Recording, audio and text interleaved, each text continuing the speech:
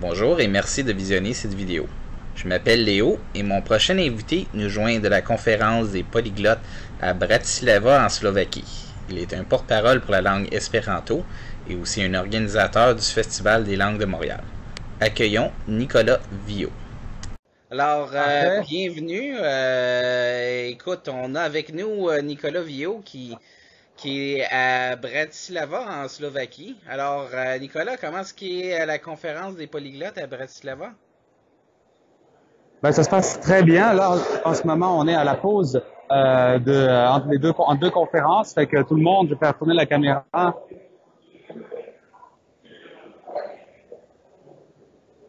Tout le monde est un peu partout. Tout le monde discute. Et puis, ben, écoute, c'est vraiment été une très belle expérience parce que d'abord, j'ai rencontré à la fois des gens que je connaissais déjà et des tonnes de nouvelles personnes qui s'intéressent aux langues. Des fois, on pense que nous-mêmes, on est un peu fous, mais on en rencontre des gens qui sont encore plus là-dedans, encore plus survoltés. Donc, on a vraiment vu toutes sortes de gens, beaucoup de présentations. J'ai eu l'occasion de faire la présentation aussi sur la situation linguistique du Québec et du Canada. Je crois que j'ai eu beaucoup de choses à dire dans la ville, mais on peut très facilement y aller en autobus. Alors le soir, souvent, on sort aussi au centre-ville. Donc je pense que vraiment pour tout le monde, très belle expérience, à la fois socialement et du point de vue linguistique.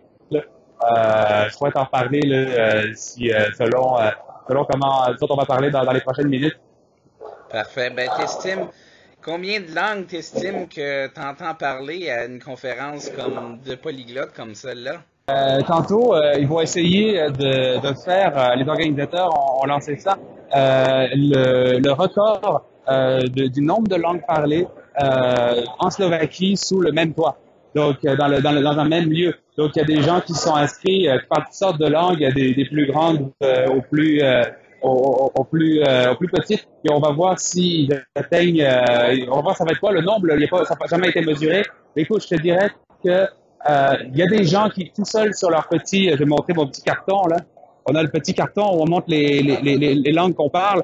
Oui. Moi, là, je suis pas un gros polyglotte par rapport à eux. Il y en a qui en ont une douzaine. Et il faut voir que il y a des gens, ils ont même pas de petit drapeau à mettre parce que les langues qu'ils parlent sont trop petits. Mais c'est clair qu'il y en a des dizaines, là. Et on va le savoir officiellement une fois qu'ils auront trouvé combien de gens, que le record là du nombre de gens qui parlent des langues différentes dans un même endroit va avoir été effectué d'ici à quelques heures. Là. Merci.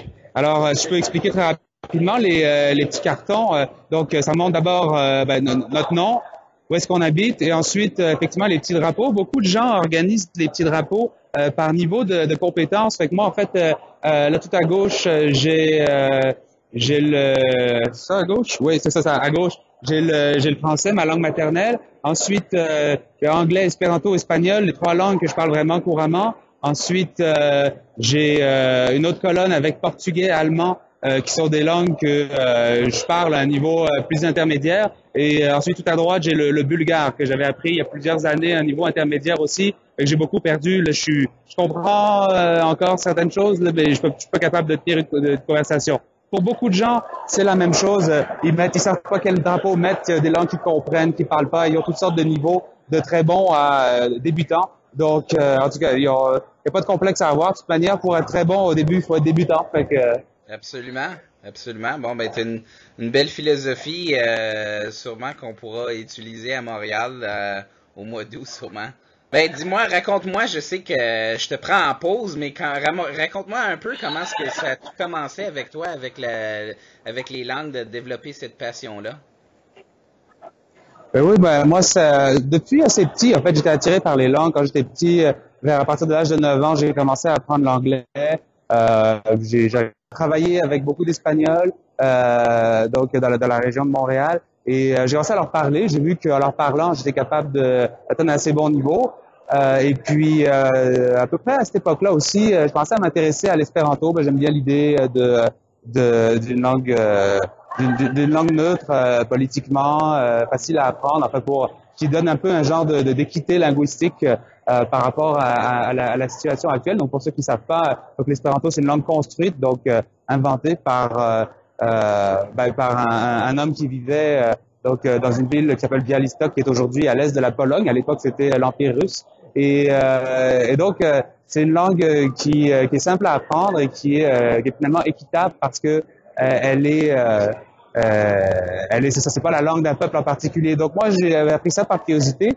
Puis après ça, je me suis mis à rencontrer des gens qui la parlaient. Il y en a un peu partout dans le monde, y compris à Montréal, on en a.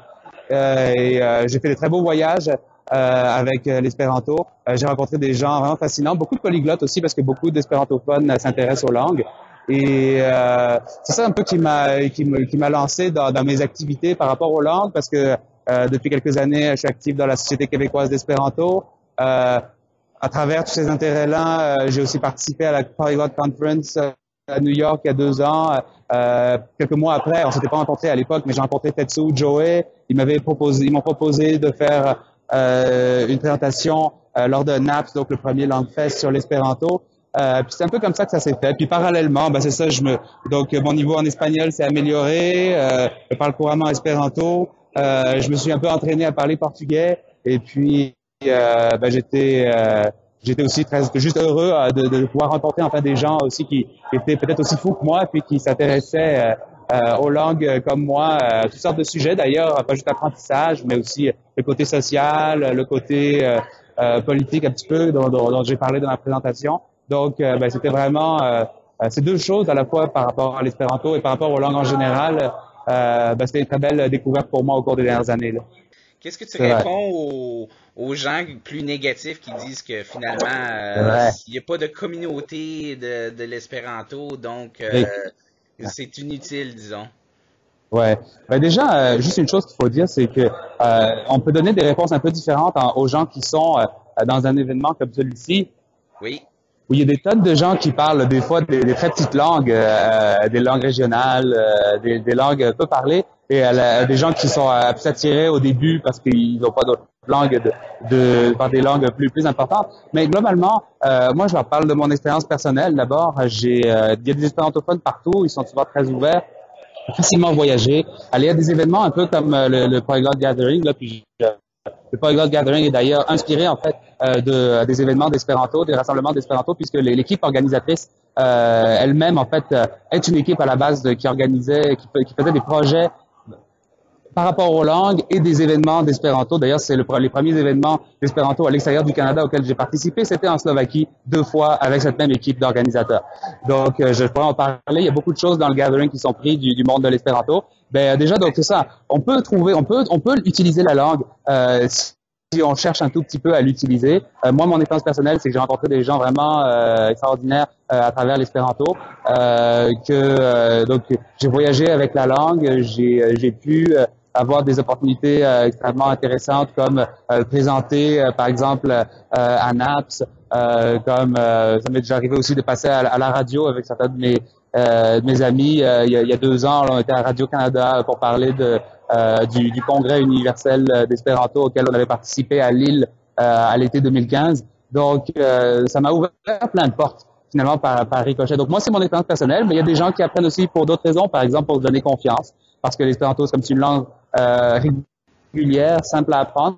Pour beaucoup de gens, ils vont apprendre l'espéranto entre autres parce que ils trouvent que c'est une langue accessible, parce qu'elle est régulière, parce qu'il n'y a pas d'exception. Donc ça leur donne confiance. Ça leur montre que même s'ils pensaient pas avoir de talent particulier pour les langues, eh ben, ils sont quand même capables de le faire, ils sont quand même capables de s'exprimer dans une autre langue. Et puis, une fois qu'on sait qu'on est capable de le faire une fois, ben, on peut le faire 2 fois, on peut le faire 3 fois. Beaucoup de gens donc vont être motivés par l'apprentissage de l'espéranto. Enfin, c'est une raison, comme je disais, parmi d'autres. Il y en a, c'est pour le réseau international. Il y en a, c'est juste parce que c'est une langue de plus. Il y en a que c'est parce qu'ils aiment l'idée de l'équité dans la communication internationale, une langue qui ne soit pas la langue d'un peuple en particulier. Toutes les raisons sont bonnes. On trouve toutes sortes d'ailleurs d'espérantophones avec toutes sortes d'opinions différentes sur la vie et sur l'espéranto même. Donc c'est vraiment une communauté diverse, tout comme la communauté polyglotte. Fait que juste pour dire, au Polyglot Gathering, là, la proportion de gens là, qui parlent espéranto est d'environ 20%. Là. Donc quand même assez élevé. toi et moi, on fait partie d'un comité organisateur pour le Festival des langues de Montréal qui s'en vient au Oui. mois d'août. Je sais que tu vas sûrement présenter un peu sur l'espéranto, mais dis-moi Ouais. donne-en un peu plus à ceux qui Ouais. vont visionner cette vidéo-là Eh pour ben, dire qu'est-ce qu'une présentation de Nicolas Viau va leur donner.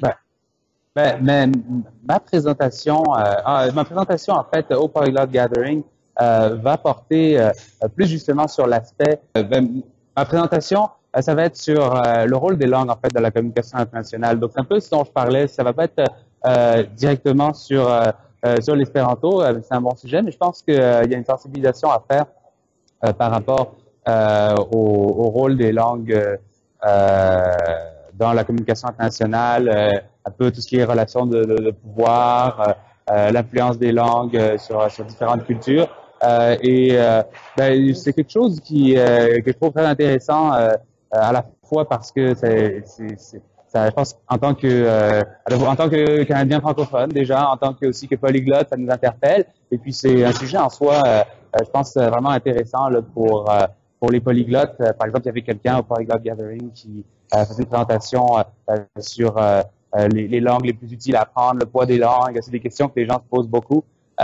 Pourquoi apprendre des langues qui ont plus ou moins de poids, par exemple. Donc, c'était le but. Mais je dois dire, je serais peut-être aussi tenté, je ne sais pas si on aura le temps de faire aussi une présentation sur peut-être la même que j'ai fait ici sur la situation linguistique du Québec, puisque je pensais même peut-être, je ne sais pas si ça va être à ce Langfest-là, mais parler aussi de la situation du Québec, parce qu'en fait, je me suis rendu compte il n'y a pas de présentation là-dessus.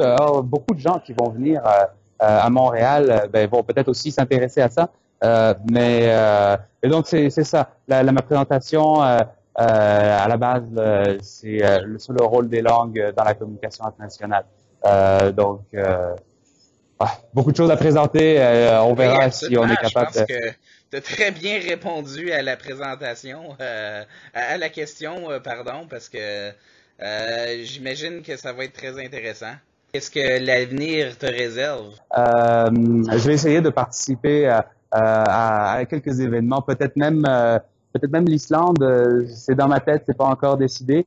Mais ce qui est sûr, c'est que je vais essayer de peaufiner aussi les différentes présentations que j'ai montées au cours des dernières années. Je pense que c'est des sujets qui sont intéressants pour les gens. Fait que la situation linguistique du Québec, c'en est un. Les langues de communication internationale, l'espéranto. Aux gens ici, évidemment, les gens sont très intéressés, sont curieux de Montréal. C'est sûr que ici, il y a un peu la barrière de la distance qui joue un peu comme pour les Nord-Américains pour aller en Europe. Exactement la même chose. Mais j'ai bon espoir que quelques-uns ici soient intéressés à venir. Et dans tous les cas, je pense que ça va vraiment, si on réussit à faire un événement qui s'insère un peu vraiment dans toute cette série d'événements linguistiques, on va vraiment devenir un des événements clés. On va couvrir une partie du monde qui actuellement est peu desservie par ce genre d'événements. Et je pense que même si c'est pas pour cette année, il y a beaucoup de gens qui m'ont dit, OK, là, cette année, je peux pas, mais l'année prochaine, là, ça me tenterait pour faire un voyage, planifier leurs vacances au Canada et puis participer au Langfest pendant ce temps-là. Je pense que la curiosité est grande, l'intérêt est grand. Ils savent qu'on est soutenu aussi par des conférenciers qui sont importants, qui sont là. Alors ici, on en a quelques-uns qui vont venir.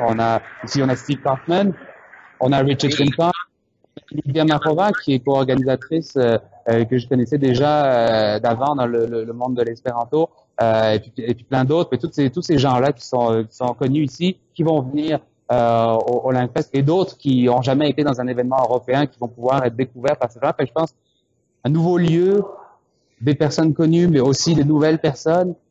Je pense qu'on va vraiment faire un bel événement. Et puis, même si c'est pas pour cette fois-là, je pense que pour l'année suivante, là, ils vont être jaloux là, de tous les participants. Là, puis ils vont vouloir participer. Puis tantôt, on va s'en aller à la cérémonie de fermeture parce que c'est déjà le dernier jour du Polyglot Gathering. Pendant la fermeture, je ferai une courte présentation sur le Festival des langues de Montréal pour en parler aux gens, pour les inviter à participer, tout comme Richard Simcott fera aussi pour la Polyglot Conference. Donc, les deux autres donc grands événements. Puis dans le fond, c'est nous, puis c'est Polyglot Conference.